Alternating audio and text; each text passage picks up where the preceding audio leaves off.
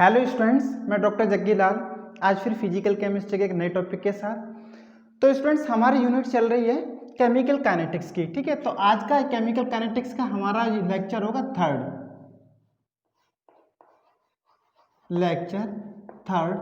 Chemical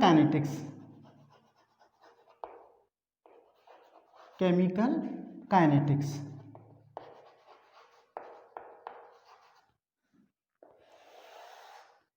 ठीक है, तो आज हम पढ़ने जा रहे हैं। सबसे पहले हम पढ़ेंगे लॉ ऑफ मास एक्शन, इसके बाद से हम पढ़ेंगे मॉलिक्युलरिटी ऑफ रिएक्शन, और फिर हम पढ़ने वाले हैं क्या, rate law.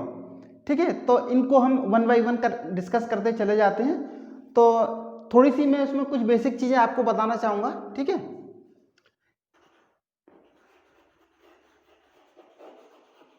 Concentration, dependence, reaction rate.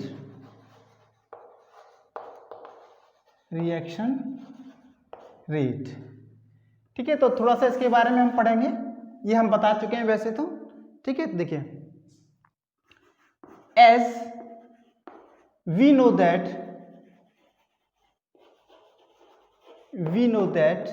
When a chemical reaction proceeds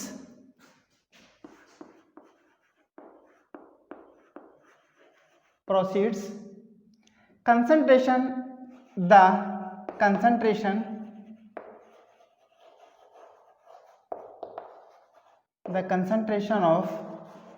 reactants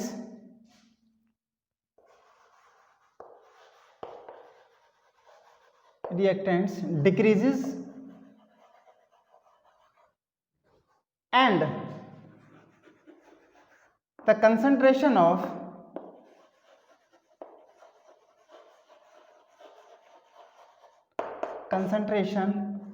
of products increases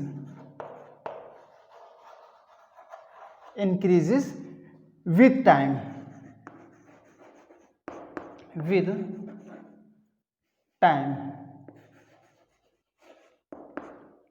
It has been observed that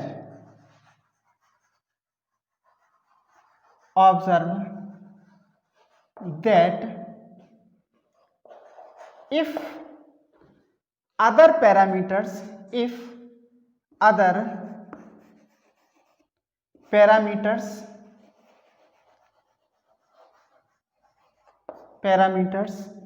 of the reaction remain constant,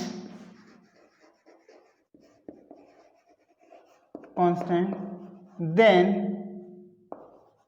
the rate of reaction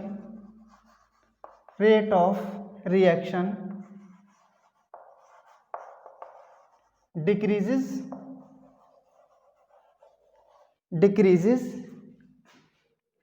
with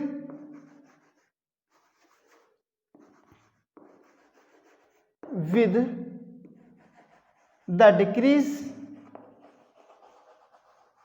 in concentration of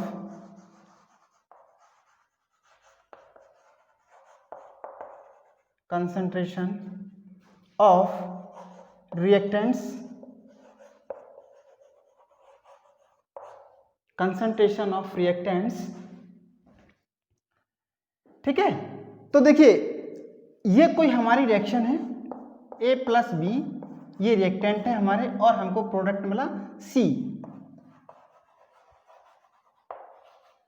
ठीक है, तो देखिए, as we know that when a chemical reaction proceeds the concentration of reactants decreases and the concentration of products increases with time. ठीक है, तो देखिए, जैसा कि मैंने यहाँ आपको बताया है कि A और B हमारे रिएक्टेंट्स हैं और C हमारा क्या प्रोडक्ट है। ठीक है, तो जब हमारी रिएक्शन प्रोसीड करेगी तो क्या होगा, A और B की कंसंट्रेशन कम होंगी और सी की कंसंट्रेशन कैसे होगी, बढ़ जाएगी टाइम के साथ साथ, ठीक है। Then it has been observe that if other parameters of the reaction remains constant, ठीक है, remain constant, then the rate of reaction decreases with the decrease in concentration of the reactants, ठीक है। अगर ये मान लिया जाए, यहाँ पे मैंने लिखा हुआ है अदर पैरामीटर्स, ठीक है, अदर पैरामीटर्स का मतलब कंसंट्रेशन को छोड़ के जो रिएक्शंस के पैरामीटर हैं, जो रिएक्शन के पैरामीटर हैं उसमें बाकी पैरामीटर्स को जो कांस्टेंट कर दिया जाए कंसंट्रेशन को छोड़ के, ये अदर पैरामीटर मैंने इसलिए लिखा हुआ है। Then the reaction the rate of reaction decreases with the decrease in concentration, तो रिएक्शन का जो रेट है वो क्या होगा, घट जाएगा, किसके साथ में, कंसंट्रेशन के साथ में, अगर हम रिएक्टेंट्स की कंसंट्रेशन को घटाते हैं तो, ठीक है। अब हम बात करते हैं लॉ ऑफ मास एक्शन के बारे में, ठीक है। देखिए, it was given by Guldberg and बागे, गुल्डबर्ग और बागे जो है दो साइंटिस्ट थे जिन्होंने इसको दिया था 1863 में, ठीक है। तो according to the law of mass action the rate of a chemical reaction is proportional to the product of the active masses of the reacting substances, ठीक है। तो ये क्या होता है कि जो हमारे रिएक्टेंट्स होते हैं उनके एक्टिव मास के डायरेक्टली प्रोपोर्शनल होता है, ठीक है। कोई हमारे सपोज हमने रिएक्शन लेके चले हम A+B, ये हमारे दो रिएक्टेंट्स हैं और हमको प्रोडक्ट मिलता है, ठीक है। तो देखिए इस केस में जब हम बात करेंगे तो रेट ऑफ रिएक्शन क्या होगा, रेट ऑफ रिएक्शन, ठीक है, directly proportional to active mass of A and active mass of B, जो हमारी रिएक्टिंग सब्सटेंसेज हैं, ठीक है। और फिर जो क्या होगा, ये जो प्रोपोर्शनल साइन हट जाएगा, इसकी जगह पे हमारा K आ जाएगा, ठीक है। तो देखिए here A and B, A और B जो है क्या है, हमारे एक्टिव मास हैं, किस किस के, A और B के, and K is a constant, K हमारा क्या यहाँ पे कांस्टेंट है, ठीक है। Then for any general reaction, कोई भी हमारी जनरल रिएक्शन है उसके लिए जब हम बात करें तो ये हमारा, जैसे मान लीजिए रिएक्शन है कोई, ये A और B ये हमारे रिएक्टिंग सबस्ट्रेट हैं, ठीक है। इसका A, इसके नंबर, जो नंबर है इसका क्या है, A है, और इनका नंबर क्या है, B है, ठीक है, और हमको प्रोडक्ट मिल रहा है। तो इस केस में जब हम रिएक्शन रेट की बात करेंगे तो क्या किस तरह से निकल के आती है, K, ठीक है, ये निकल गई K हमारा क्या है, कांस्टेंट है, ठीक है। A की पावर A, इसके साथ में जो भी लगाओ, जो मॉलिक्यूल का नंबर लगाओ, जैसे मान लो 2 मोल 4 मोल 5 मोल जो भी है, ठीक है, जो मोल हो वो इसके ऊपर आ जाता है। और इसी तरह से जो हमारा B दूसरा, जो हमारा दूसरा जो रिएक्टिंग सबस्ट्रेट है उसके जितने भी मोल होते हैं वो भी इसके ऊपर आ जाते हैं, ठीक है। N2 + 3H2 हमको मिलता है 2NH3, ठीक है। तो जब इसकी हम रिएक्शन रेट लिखेंगे तो किस तरह से लिखेंगे, देखिए रिएक्शन रेट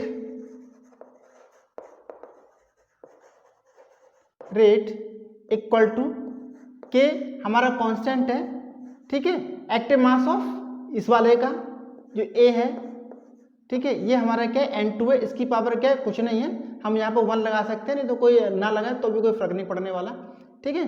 देन H2 इसके कितने हैं, 3 हैं, ठीक है। तो इस तरह से इस रिएक्शन का जो है रिएक्शन रेट हम लिख सकते हैं, ठीक है, ठीक है। तो हम बात करते हैं अब मॉलिक्युलरिटी ऑफ रिएक्शन के बारे में। The molecularity of a reaction is the number of colliding molecules taking part in a reaction. जो कोलाइडिंग मॉलिक्यूल्स होते हैं, जो कोलाइडिंग मॉलिक्यूल्स का नंबर होता है जो कि रिएक्शन में पार्टिसिपेट कर रहे हैं, उसको हम क्या कहते हैं, molecularity of reaction, which are responsible for a chemical change. तो जैसे मान के चलिए कोई रिएक्शन है, ठीक है, उसके अंदर 2 मॉलिक्यूल हैं और 2 मॉलिक्यूल कोलाइड कर रहे हैं और उनके कोलाइड करने से क्या हो रही है, रिएक्शन हो जा रही है, तो उसकी जो मॉलिक्युलरिटी है वो क्या होगी, 2 होगी, ठीक है। This can be determined by observing the stoichiometric equation, और इसको हम किससे डिटरमाइन करते हैं, स्टाइकियोमेट्रिक इक्वेशन से इसको डिटरमाइन करते हैं। फॉर एग्जांपल ये कोई हमारी रिएक्शन है, ये अमोनियम नाइट्राइट है, NH4NO2 अमोनियम नाइट्राइट, ठीक है। तो इसमें भाई, इसमें तो एक ही मॉलिक्यूल है, इसका एक ही मॉलिक्यूल तो है, ये कोलाइड कर रहा है, ठीक है, मतलब एक ही तरह के मॉलिक्यूल है, कोलाइड कर रहे हैं, तो हमारा क्या बन रहा है, N2 और वाटर मॉलिक्यूल, नाइट्रोजन और वाटर मॉलिक्यूल बन रहा है, क्योंकि इसमें जो कोलाइडिंग मॉलिक्यूल है वो एक ही है, तो इसलिए इसको क्या बोलेंगे, यूनिमॉलिक्यूलर रिएक्शन बोलेंगे। ठीक है, नेक्स्ट जो रिएक्शन है हमारी 2N2O5 नाइट्रोजन पेंटाऑक्साइड।